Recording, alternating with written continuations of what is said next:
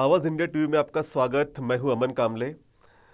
देश के मिजाज की पहले बात करते हैं, इसके बाद हम लोग बिहार के चुनाव जो है वो बैलेट पेपर से होंगे या ईवीएम से होंगे, इस पर बात करेंगे। देश में बीते 24 घंटों में लगभग 70,000 के आसपास मामले आए हैं, जिसमें 977 लोगों की जो है डेथ हो चुकी है और अब तक देश में कुल संक्रमितों की संख्या 28 लाख है। उसमें से लगभग 21 लाख लोग ठीक भी हो चुके हैं। 7 लाख के आसपास जो लोग हैं वो अभी अपना इलाज करवा रहे हैं। आप सब जानते हैं कि इस वक्त देश में कितने जो माहौल है देश के वो कितने बुरे हैं। एक सीएमआई का डाटा आया है, centre for monitoring Indian economy, जिसके तहत ऑर्गेनाइज सेक्टर के लगभग 1.89 करोड़ लोगों के जॉब जा चुके हैं। जो मार्च से लेके जुलाई तक का जो डाटा है उसमें लगभग 2 करोड़ लोगों के जॉब्स जो है वो चले गए हैं। लेकिन इतनी बड़ी खबर होने के बावजूद 2 करोड़ लोग मतलब 8 करोड़ फैमिलीज अफेक्टेड हुई है। ये ऑर्गेनाइज सेक्टर का डाटा है और ये डाटा सीएमआई का है। इतनी बड़ी खबर होने के बावजूद मीडिया में इस पर कोई चर्चा नहीं है। और जबकि अनऑर्गेनाइज सेक्टर जो है, असंगठित क्षेत्र जो है, इसमें कितने लोगों के जॉब्स चले गए हैं, कितने लोगों के बिजनेस ठप हुए हैं, कितने लोगों के बिजनेस अफेक्ट हुए हैं, इस पर कोई भी किसी भी प्रकार का डाटा अब तक अवेलेबल नहीं है। लेकिन माना यही जा रहा है कि जिस तरह से संगठित क्षेत्र अफेक्ट हुआ है उससे भी ज़्यादा बुरी हालत जो है असंगठित क्षेत्र की है। और आने वाले 3-4 महीनों में आप लोग देख सकते हैं कि भारत की इकोनॉमी कितनी बुरी तरह से जो है क्षतिग्रस्त हुई है, विफल हुई है।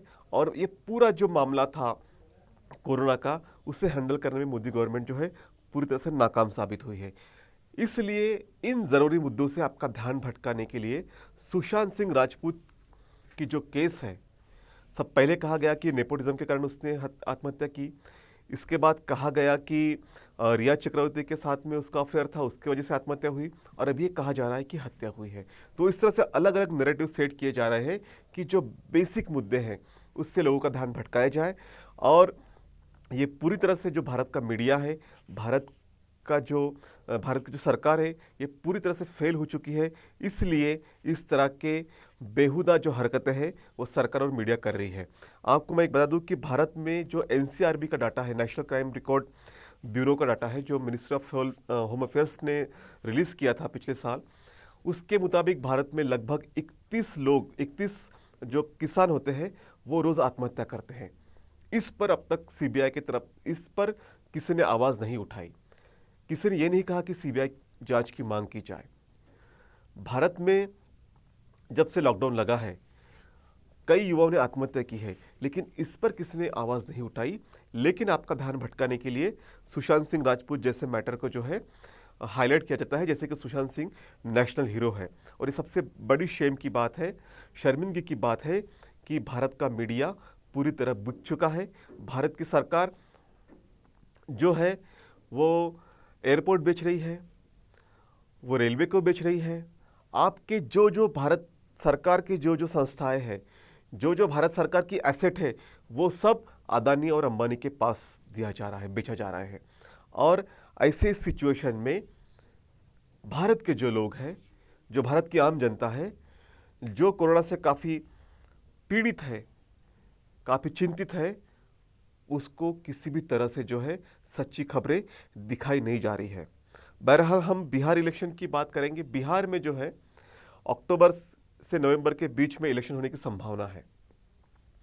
बिहार की जो विपक्षी पार्टियां हैं, विशेषतः आरजेडी और कांग्रेस ने इस इलेक्शन को टालने की मांग की है, क्योंकि बिहार में भी लगभग 1,12,000 लोग संक्रमित हो चुके हैं। और बिहार की जो जो आरोग्य व्यवस्था है वो पूरी तरह से चरमरा गई है। बिहार में लगभग 28,000 लोगों के पीछे केवल एक डॉक्टर है। और बिहार की जो स्वास्थ्य सेवाएं हैं वो पूरी तरह से विफल हो चुकी है। ऐसे माहौल में भी वहाँ पे सबसे अधिक जो टेस्टिंग का रेट है सबसे कम है। ऐसे माहौल में भी जब वहाँ की विपक्षी पार्टियाँ कह रही है कि बिहार के चुनाव को टाला जाए, उसके बावजूद इलेक्शन कमीशन ने तय किया है कि बिहार का चुनाव जो है वो तय समय पर होंगे। चुनाव को टाला जा सकता है, इसमें कोई दिक्कत नहीं है। लेकिन इसके बावजूद जो बिहार की सत्तारूढ़ पार्टी है, जेडीयू नीतीश कुमार वो नहीं चाहते कि चुनाव टाले जाए। उन्होंने इलेक्शन कमीशन को कहा है कि चुनाव तय समय पर होने चाहिए। कल एक प्रेस कॉन्फ्रेंस के दौरान भी उन्होंने कहा कि सितंबर में चुनाव की घोषणा हो सकती है। अब ये तय नहीं है कि चुनाव किस तरह से कॉन्टेस्ट की जाएगी, क्या बड़ी बड़ी रैलीज होगी, सभाएं होगी, चुनाव प्रचार के समय क्या एक साथ कितने लोग प्रचार के लिए जाएंगे, इस तरह पे अभी किसी तरह की जो है क्लैरिटी नहीं है। उम्मीद है कि एक दो दिन में चुनाव आयोग इस पर अपनी बात रखेगा। दूसरी इंपॉर्टेंट बात, अगर बिहार के चुनाव तय समय पर होते भी हैं तो इलेक्ट्रॉनिक वोटिंग मशीन से चुनाव करना कितना घातक साबित हो सकता है, क्योंकि एक बूथ पे लगभग 1000 के आसपास वोटर्स होते हैं। अब 60% भी वोटिंग अगर हुआ, 600 लोग भी अगर वोटिंग करने के लिए आते हैं और उसमें से 2 या 3 लोग भी संक्रमित होते हैं, तो वही जो ईवीएम को पास वोट करने जाएगा, तो ये संभावना बिल्कुल है कि संक्रमण बढ़ सकता है। इसके बावजूद जो है इलेक्शन कमीशन इस बात को नहीं मान रहा। बिहार के जो विपक्षी दल है उन्होंने कहा है कि इस हालात में बैलेट पेपर से वोटिंग होनी चाहिए, लेकिन चुनाव आयोग ने स्पष्ट तौर पे साफ कर दिया है कि बैलेट पेपर से वोटिंग नहीं होगी। उन्होंने जो है कुछ सुरक्षा के इंतजाम की बात कही है।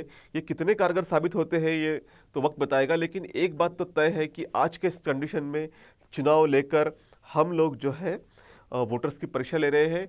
और बिहार जैसे राज्य में जहाँ पे जो वहाँ की स्वास्थ्य सेवा है पूरी तरह से लड़खड़ाई है, पूरी तरह से चरमराई है, ऐसे राज्यों में क्या ये चुनाव जो है ईवीएम से करना कितना सही साबित होगा निर्णय, ये बात तो वक्त बताएगा। लेकिन हमें ऐसा लगता है आज भी वक्त है। लोगों ने इस पर अधिक से अधिक पैमाने पे इलेक्शन कमीशन को एक बात कहनी चाहिए कि बिहार के जो चुनाव हो वो बैलेट पेपर से होने चाहिए, और बैलेट पेपर से चुनाव होने के कारण जो है वहाँ पे संक्रमण का खतरा लगभग कम हो सकता है। और जो हम लोग कहते हैं पारदर्शिता, तो पारदर्शिता भी सच साबित हो सकती है। तो इसलिए ये बात तो इम्पोर्टेंट बात तो यह है कि एक तो चुनाव टाले जाने चाहिए थे 2 या 3 महीने के लिए, और दूसरी बात यह है कि अगर चुनाव होते भी हैं तो वो ईवीएम के न होते हुए बैलेट पेपर से होने चाहिए। तो बहरहाल इस पर सब लोगों ने विचार करना चाहिए, इलेक्शन कमीशन ने भी सोचना चाहिए, लोगों ने भी इस पर जो है आंदोलन करके इलेक्शन कमीशन को बात बतानी चाहिए। लेकिन एक बात बिल्कुल तय है कि भारत में जो है कोरोना से संभालने के लिए जो केंद्र की सरकार है पूरी तरह से विफल रही है। पीएम केयर्स फंड का अब तक हिसाब नहीं दिया गया है, कितना पैसा आया है, कितना पैसा गया है, इस पर कोई ट्रांसपेरेंसी नहीं है। इसका ऑडिट जो है प्राइवेट फर्म करेगी। तो इस तरह की लगभग कई ऐसी बातें हैं जिस पर बात होनी चाहिए।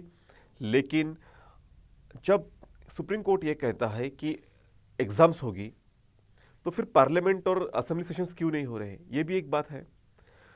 तो डर तो सबको है, लेकिन ऐसे इस माहौल में सुचारू रूप से अगर बातें करनी है तो सब लोगों ने मिलकर इस बात का फैसला लेना चाहिए। हमें उम्मीद है कि बिहार का जो चुनाव है या फिर देश के जो मिजाज है, इस पर जो है लोगों ने अब आवाज़ उठानी चाहिए, क्योंकि जिस तरह से संक्रमण फैल रहा है बाकी के देशों में आप देख सकते हैं, यूरोप में संक्रमण घट रहा है, हमारे पड़ोसी मुल्कों में संक्रमण घट रहा है, लेकिन भारत एक ऐसा मुल्क है जो आज दुनिया में दूसरे नंबर पे है संक्रमण के मामले में। और बीते अगस्त में सबसे अधिक संक्रमण के मामले भारत में आए हैं, डेथ रेट भी भारत में सबसे ज़्यादा है। इसके बावजूद जो है भारत की सरकारें, भारत का मीडिया इस पर ध्यान नहीं दे रहा। भारत में बेरोजगारी की संख्या सबसे अधिक होने के बावजूद इस पर कोई चर्चा नहीं हो रही। हमें लगता है कि लोगों ने इन मुद्दों को भी ध्यान में रख के ही वोटिंग करनी चाहिए, और जो लोगों की सुरक्षा के साथ, लोगों की हेल्थ के साथ खिलवाड़ कर रहे हैं, ऐसे पार्टियों को, ऐसे पक्षों को, ऐसे दलों को भी सबक सिखाने की ज़रूरत है। धन्यवाद।